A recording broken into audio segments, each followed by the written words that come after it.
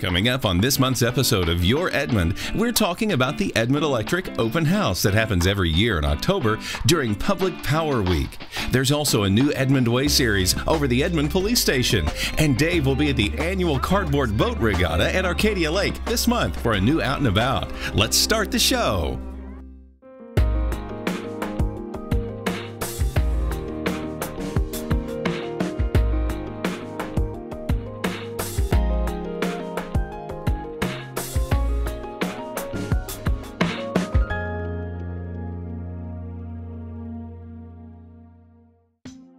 Hi, and welcome to this month's episode of Your Edmond. I'm your host, Eric Smith, and right now I'm outside of the Cross Timbers Municipal Complex. You can see that over my shoulder.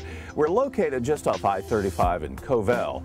Now, this building houses Edmond Electric and the Public Works Office. Now, while normally the parking lot here serves the many visitors that come to the Cross Timbers facility, on Thursday, October 6th, it's going to be filled with families and folks from many of the city departments.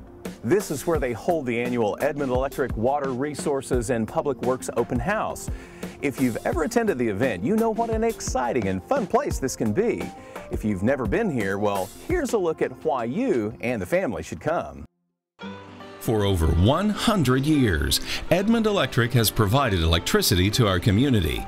Edmond Electric is municipally owned or owned by the community. As customers and residents of Edmond, we have the ability to elect the company's board of directors, the city council. Not only does Edmond Electric maintain a high reliability rating along with low rates, it also uses its profits to support vital services such as police, fire, streets, and parks. I believe Edmond Electric is very vital to the city. It supports the city in a lot of different ways, and it touches a lot of people in ways they don't imagine. One way Edmond reaches out to its customers is by holding an open house during Public Power Week in October. Families can enjoy educational displays, fun games, free food, and t-shirts. We have people that collect our t-shirts. You know, it's a thing. They collect them every year, and so they come out specifically for that. So we do receive a lot of positive feedback on Open House. Michelle Trimberger is the program coordinator for Edmond Electric. Her biggest project each year is planning the large open house event, which at one time was held at the old Edmond Electric facilities on 33rd Street. The attendance was quite a bit smaller back then. When the event first started back in 2000, I believe it was our former director, Charlie Burgett, brought his grill from home. And that's how we cooked the hamburgers and things like that when it first started the very first year. Today, the open house is held at the Cross Timbers Complex off of I-35 in Covell, and anywhere from 1,200 to 1,400 people attend each year. Families come, senior citizens, we have UCO students, Boy Scout troops, Girl Scout troops, church groups. We have a lot of different people come out. Children will find a lot at the open house to see and do. There are bucket truck rides that allow kids to go up and view what linemen see when they're working on electric lines. There are displays that teach the importance of safety around power lines. A couple of the linemen will show children what to do around power lines, what will happen if a kite touches a power line, if you're climbing a tree that's touching a power line. There's also a live demonstration as actual linemen save poor Rescue Randy. They have to climb up the pole, rescue the dummy, which is Rescue Randy, and get him down on the ground within 4 minutes. Our linemen certify on that every year, so they actually show that. Edmond Electric isn't the only city department at the open house. Water Resources is there. Public Works is there, along with Urban Forestry Department, and even the Edmond Animal Shelter, making the entire open house a very unique event. It's a city function, not just an electric utility function. You have police, fire, parks, wastewater, all the different departments are represented, and it gives the citizens an opportunity to not only see what those different departments do and how they function, but also meet some of the employees of those particular departments. Glenn Fisher, the new director of Edmond Electric, will be attending the open house for the first time this year. Glenn has worked for the past 22 years for other municipally owned electric companies in Denton, Texas, and Raton, New Mexico. He and Michelle both realize the importance of having the open house each year. We just love to thank our customers. Absolutely. We can also educate where to plant trees, what types of trees that they should plant under the power lines. All in all, the open house is a lot of fun for children and parents alike. There's so much to enjoy and learn, making the open house an unforgettable experience and adding to the uniqueness of Edmond Electric itself. I think the big thing that makes Edmond Electric unique is the reliability of the system. Great history here, and the reliability is one of the best in the nation. And at the same time, we have some of the lowest rates in the region, and that's something to be proud of. Remember, the open house this year will be on Thursday, October 6th. Now, if you miss the open house, or if you go to the open house and you still want some free food, then drop by the Utility Customer Service drive-through window the following day on October 7th. The staff will be there and they'll be handing out free donuts and thanking you for being a great customer. Now, if you take a look across the street over there, you'll see the Edmond Police Station. As you know, each day officers patrol the streets of Edmond and they help keep our community safe. And it's here at the police station where many of the police department's other staff members, they file reports, investigate cases, they operate holding cells and store evidence. Now, here's a better look at the police station on a new Edmond Way. Each and every day, regardless of rain, sleet, snow, or shine, dedicated police officers protect and serve the citizens of Edmond. At night, while we sleep, there are officers patrolling the streets. During the holidays, while we usually spend time with our family and friends, there are well-trained and reliable 911 operators answering emergency calls. Their dedication and commitment to us has made Edmond one of the safest communities in the entire nation. Besides its authorized 116 sworn police officers, the Edmond Police Department also consists of 30 other staff members. The hub of their entire operations is its police station, located in downtown Edmond. Hi, what can I do for you? I'd like to get a copy of an accident report, please. Okay, I just need to get a copy of your driver's license. Sure. Despite the growth in Edmond's population and business community over the last 3 decades, the police department continues to adapt to a building that's quickly running out of space. On my average 8-hour shift, I'm going to spend the majority of that in my police car. I may come to the station for multiple reasons, one of which being to take a report from somebody, to finish reports that I've called in on earlier in the shift, or in case I have to bring somebody in. For every police officer that there is out on the street, there's support staff working inside the station. They spend their entire shift here. So every time a police officer writes a report, there's somebody inside that's going to have to process that and store it. Every time there's evidence booked in, the evidence has to be processed, examined, and stored.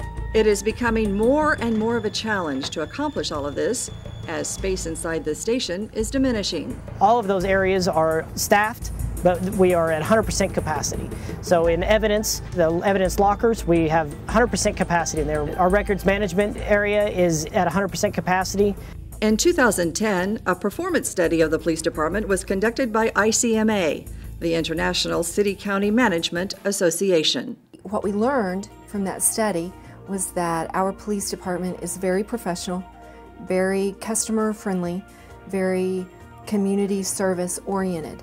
They got very high marks, they worked very hard, and frankly the comment was that there was rarely found a police department as professional as Edmond's Police Department, which was wonderful. The one deficit that the study did report was the facility. They said that the facility that our police department was housed in was not permitting operational efficiencies. We were basically causing more usage of taxpayer resources because of our facility. The need for more space has been a concern for the police department in the past. As the necessity for more police officers and staff has increased, the current building has undergone remodeling a number of times to accommodate the increased personnel and services provided to our community. The original police department used to be located just right in what is now the parking lot of the police department. Then in 1980, a decision was made to expand the police department. So the old building was torn down, and that became a parking lot for the present police department. The police department was built at that time when we had a population of about 34,000 people in the city of Edmond. It was built on what was the old city hall. So they added a second floor on the old city hall, and it became the police department. They also added 6 cells to serve that population of approximately 34,000. In 1995, the police station was expanded to add more space for the detective division and for property storage. This remodel, however, reduced the size of the station's parking lot. Today, officers still have difficulties making the tight quarters work efficiently. There are now only 5 functional holding cells, which makes it a challenge when officers average 8 arrests per day. And because of our facility's limited size, safety and privacy procedures only allow 1 suspect to be booked at a time. On a busy night, we might have 4 or 5 arrests take place within a few minutes of each other, requiring us to have 3 or 4 police officers stacked up waiting outside with their prisoners, and in turn taking those officers off the streets and keeping them busy here when they could be out doing other things, helping other folks. The forensic lab is an area that is also insufficient for the amount of work conducted there. Upstairs, 15 detectives use small cubicles to conduct their investigations. In another downtown building, 911 operators occupy an undersized room that sometimes floods during heavy rain. Central Communications is made up of 21 operators who work various shifts and answer emergency calls around the clock. Our 911 professionals are the first contact the public has in any emergency situation. And the working environment that they're in is critical to the efficiency of handling the call and the ultimate success of that call. The challenges that we have in our current center mainly are around space. We have the latest technology, we have the highest trained individuals, but we only have 5 positions, and we're underground, the walls can't move out. And so during major incidents such as the wildfires, such as tornadoes, and when we need more dispatchers on duty, we simply don't have space to house them. The City Council has the responsibility of laying out a plan or a roadmap to make sure that Edmond stays safe. And we have voted as a City Council to hold an election on October 11th. On October 11th, our citizens are going to have the opportunity to vote on 2 different propositions with regard to public safety. The first one involves a half-cent sales tax for a period of 5 years to fund a new 3-in-1 public safety center. The total cost of the project is approximately $25.5 million. The propositions will allow for funds to pay the cost of site preparation and planning, financing, designing, constructing, equipping, furnishing, and improving a new multi-purpose public safety center, including parking, with it all located on land currently owned by the city in the central business district in the downtown area of Edmond, as well as any necessary ancillary facility at an unknown location on non-parkland currently owned by the city for evidence storage, lab work, and related activities. The 2 propositions for the vote include Proposition 1, a sales tax of 1/2 cent for 5 years, beginning April 1st, 2012, ending March 31st, 2017. Proposition 2, to authorize a change in the investment of the proceeds from the Hospital Cell Trust Fund to allow for these funds to be invested according to state law and Edmond policies. This will allow for some of the approximately $7 million to be borrowed to assist with the cost of the multi-purpose public safety center. Those funds will be borrowed to give the city a jump start on the project's cost and therefore reduce the financing costs. The money used will be paid back to the Hospital Cell Trust Fund, which is held by a trustee bank. It's actually pretty simple.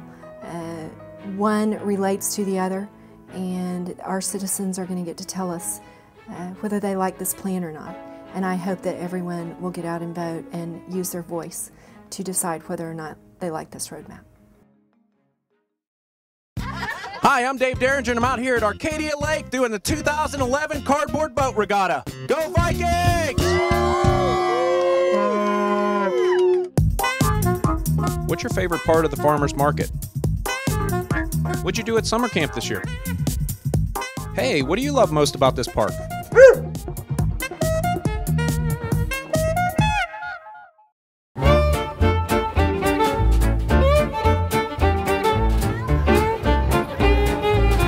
You've been participating in this event for several years? Ever since it began. Ever since it began, right? 2009. And so I could tell, so somewhere around the 1600s, 1400s? Yes. Is that correct? Yes. What type of training have you needed for this event? I mean, this is like above and beyond what NASA's ever done. Definitely you have to have good strength training program. Strength training, Yes. right? As far as being in shape to do this, just a good engineering background to build this. Engineering, right, right. Now, what about any atmospheric pressure? What actually is the name of your vehicle here? Water wheel. Water wheel. Okay, it looks like a big gerbil wheel. Okay, so now how do you get ready to go and you're in sync? Do you just go, okay, gerbil number 2, 3, 2, 1. Wilson, are you enjoying yourself at the Cardboard Boat Regatta?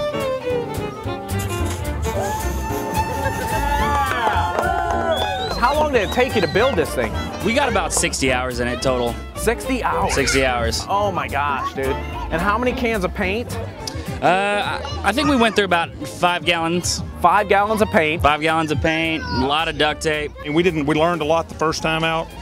Had a little time to think about it, learned a lot better places, top secret, where to get our cardboard. Oh, okay. So we got a lot better quality cardboard than we started with last time. I'm not sure everybody in this boat could swim. This is our second year. Second year, okay. And so where did you place last year? That's the big question. The bottom of the lake. This year, who knows what's going to happen? Yeah, who knows? I'm guessing you're definitely not chicken to be out here and participate in the Cardboard Boat Regatta. We have viewed some boats out there that can literally probably flush this down their toilet. And but we hope that you're gonna like go, you know what, you're not going down the toilet, we're gonna stay right here and we're going on the way. Right? Right. Thanks, David. It's race time!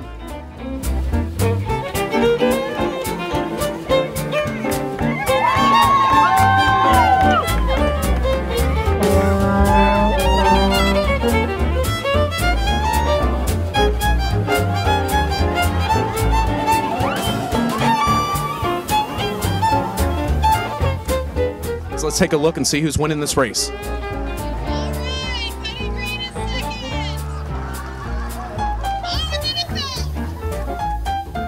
Hey, dude. How's it going, man? Oh. Cardboard Boat Regatta rules! I mean, what was the feeling when you went under? I mean, it was like, you probably weren't expecting that, but you had all your gear on, so I know you were ready for it. I just turned over because I tried to Yeah. turn around. We almost had to send a rescue team out there to take care of that. Are you okay? Yeah.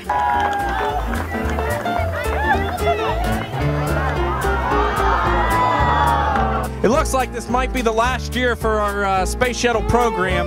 They're kind of in last place right now in this heat. So, but we're rooting for them anyway. It's the U.S. Let's go.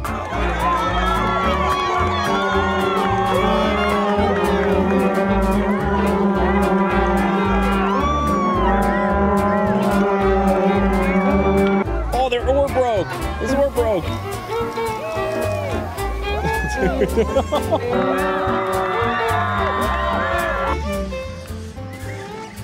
Well, it's that time again. Thank you all for coming out to the 2011 Cardboard Boat Regatta. I definitely wasn't bored, and I hope you all participate next year in the 4th annual or the year after. Thank you all for coming out. I'll see you next time on another edition of Out and About. Well, that's our show for the month of September. It was a short show this month, but one with a lot of important information. So be sure and mark your calendars for the open house on October 6th. Maybe you'll even see me out there. If so, stop by and say hi to me. I'll see you next month on another episode of Your Edmond.